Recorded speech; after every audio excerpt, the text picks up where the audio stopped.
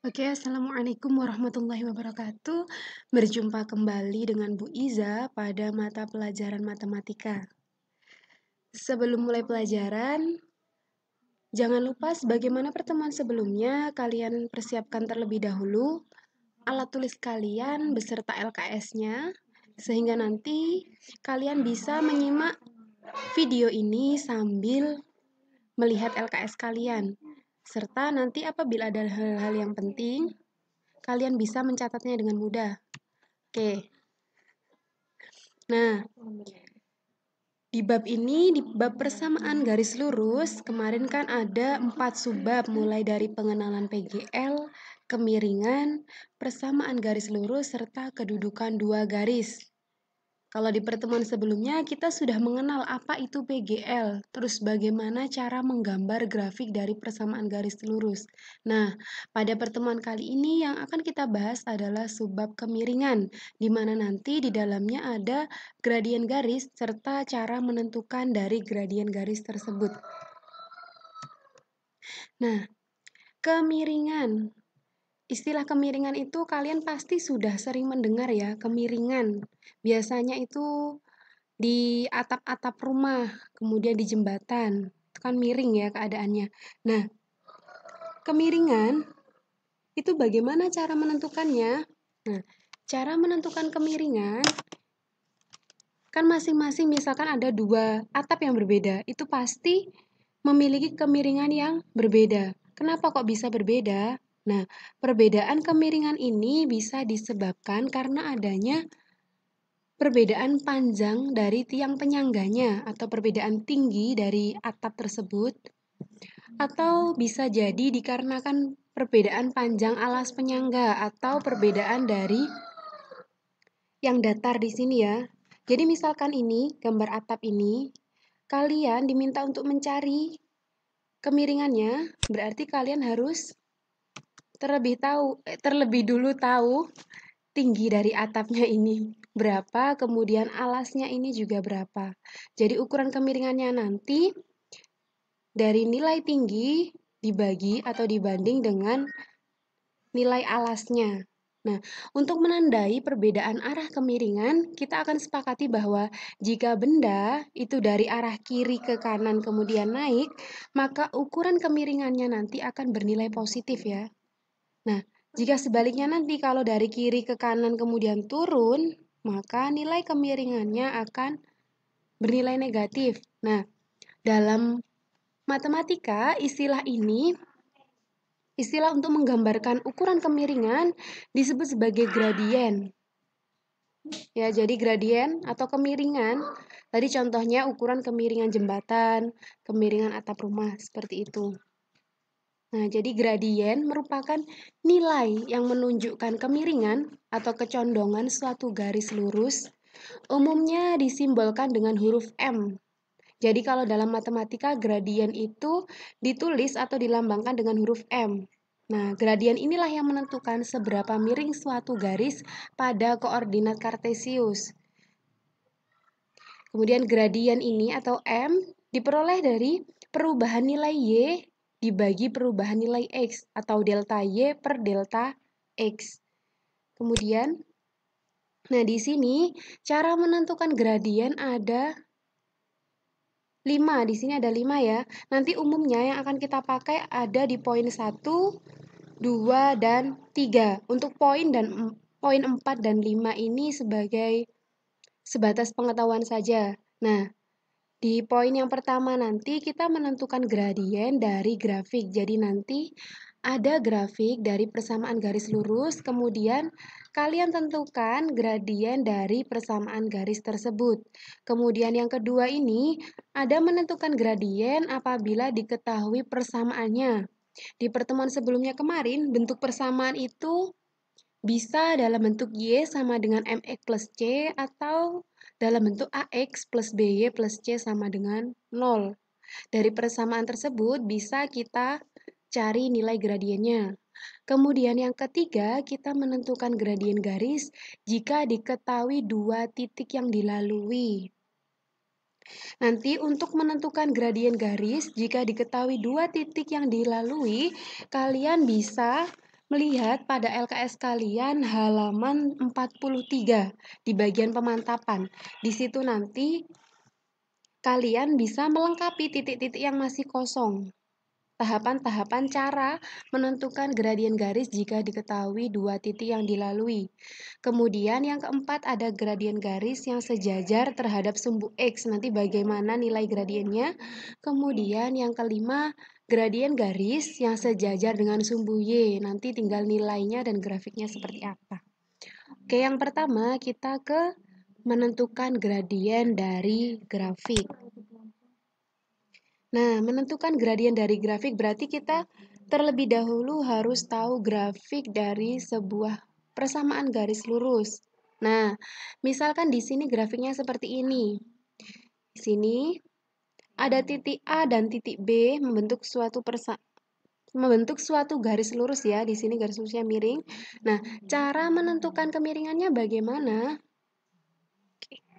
Kita lihat di sini, ada tulisan perubahan Y dan perubahan X. Nah, perhatikan arah panahnya. Kalau di sini A, perubahan Y-nya kan dari atas ke bawah. Jadi nilai Y nanti kalau arah panahnya itu ke atas, berarti dari bawah ke atas, berarti nanti bernilai positif. Kalau dari arah atas ke bawah atau arah ke bawah nanti bernilai negatif. Karena di sini A itu kan panahnya ke bawah, berarti A nanti atau perubahan Y-nya bernilai negatif. Dilihat di sini ada berapa kotak? 1, 2, 3, 4, 5, 6. Jadi nanti nilai Y-nya adalah negatif 6. Kemudian nilai X, apabila arahnya ke kanan, maka bertanda positif dan apabila arahnya nanti ke kiri panahnya akan bernilai negatif. Nah, di sini pada grafik perubahan X-nya ke arah kanan, otomatis nilai X atau nilai B nanti positif. Coba kita hitung nilai kotaknya 1, 2, 3, berarti nanti nilai X-nya adalah 3. Nah, berdasarkan gambar dari grafik ini, untuk mencari gradien atau M, berarti kita tinggal menghitung dari perubahan Y-nya, nilai A-nya tadi, kemudian dibagi dari perubahan X atau dari B-nya. Sehingga diperoleh hasilnya, tadi nilai A adalah negatif 6, dibagi nilai X-nya tadi 3, berarti negatif 6/3. Maka MAB atau gradien dari AB adalah negatif 2. Oke, yang kedua, kita menentukan gradien jika diketahui persamaannya. Nah, di sini yang pertama jika persamaannya adalah Y sama dengan MX plus C. Jadi apabila persamaannya adalah Y sama dengan MX plus C, maka gradiennya nanti akan mudah. Kita tinggal melihat nilai M-nya berapa. Jadi M-nya itu ya koefisien dari X. Nilai yang ada di depan X. Kalau di depan X tidak ada nilainya, tidak ada angkanya, misalkan Y sama dengan X plus 4. Berarti di depan X tidak ada angkanya kan? Maka itu dianggap koefisiennya adalah 1. Jadi gradiennya nanti bernilai 1. Nah, misalkan di sini Y sama dengan X plus 2. Karena di sini koefisien X-nya kan tidak ada di depannya. Tadi sebagaimana yang sudah saya jelaskan, kalau tidak ada nilainya yang di depan X, koefisiennya nanti bernilai 1. Jadi otomatis gradien dari persamaan ini adalah 1. Kemudian di sini Y sama dengan negatif 2X plus 2. Karena di sini koefisien X adalah negatif 2, maka gradiennya bernilai negatif 2. Dari sini sudah paham semua ya. Kemudian selanjutnya, jika persamaannya adalah AX plus BY plus C itu sama dengan 0. Atau bisa jadi nanti AX plus BY sama dengan C. Boleh seperti itu nanti persamaannya. Maka cara mencari gradiennya atau nilai M-nya adalah negatif A per B. Jadi negatif nilai koefisien X dibagi koefisien dari Y. Nah, Misalkan seperti ini. 2x min 2x min y min 3 itu sama dengan 0, maka nilai M itu sama dengan negatif. Nilai koefisien X adalah 2, kemudian koefisien dari Y karena di sini tidak ada angkanya berarti koefisiennya 1 ya. Karena tandanya di sini negatif berarti nilainya negatif 1. Berarti gradiennya adalah negatif 2 per negatif 1, maka hasilnya adalah negatif 2. Oke, yang selanjutnya kita menentukan gradien garis jika diketahui dua titik yang dilalui. Nah, sebagaimana yang sudah saya jelaskan tadi, untuk menentukan gradien garis jika diketahui dua titik yang dilalui, kalian simak baik-baik apa yang saya ucapkan sambil kalian menyimak nanti di LKS halaman 43 bagian pemantapan ya. Nah, sebelum itu kita lihat grafiknya terlebih dahulu. Di sini koordinatnya ini ada Y, di sini X, kemudian di sini ada garis ya, garis lurusnya ini. Kemudian ada dua titik. Di sini titik yang pertama nilainya X1, Y1. Kemudian titik yang kedua ada X2, Y2. Nanti cara mencari gradien garisnya atau M-nya nanti adalah delta Y per delta X atau perubahan nilai Y dibagi perubahan nilai X. Jadi bisa dari Y2 min Y1 per X2 min X1. Atau boleh juga misalkan nanti kalian Y1 dikurangi Y2 dibagi X1 min X2. Boleh seperti itu. Nanti nilainya akan tetap sama hasilnya. Nah, oke, sekarang kalian buka LKS kalian ya yang halaman 43. Yang bagian pemantapan di situ. Ayo menentukan koordinat titik yang terletak pada garis. Nah, di situ kita disuruh melengkapi titik-titiknya dengan teliti dan benar. Misalkan sebuah titik P itu nilainya, koordinatnya nanti 3, D, terletak pada garis yang melalui titik Q negatif 2, 10 dan R 1,1. Kita disuruh menentukan koordinat titik P. Nah, penyelesaiannya nanti kita bisa menggunakan rumus Y1 per Y2 per X1 min X2 itu ya. Karena di sini nanti ada titik di antara titiknya misalkan di sini. Di antara dua titik. Kalau misalkan cuma ada dua titik, berarti kan rumusnya pakai yang ini. Kalau di soal halaman 43 nanti berarti kan ada 3 titik, kemudian dicari koordinat dari titik yang di antara dua titiknya ini kan. Maka rumusnya di situ di LKS kalian sudah tertera. Y1 min Y2 per X1 min X2 itu sama dengan Y2 min Y3 per X2 min X3. Karena nanti titik P itu kan 3, D terletak pada garis yang melalui titik Q negatif 2,10 dan R 1,1, maka kita substitusikan nilai titik dari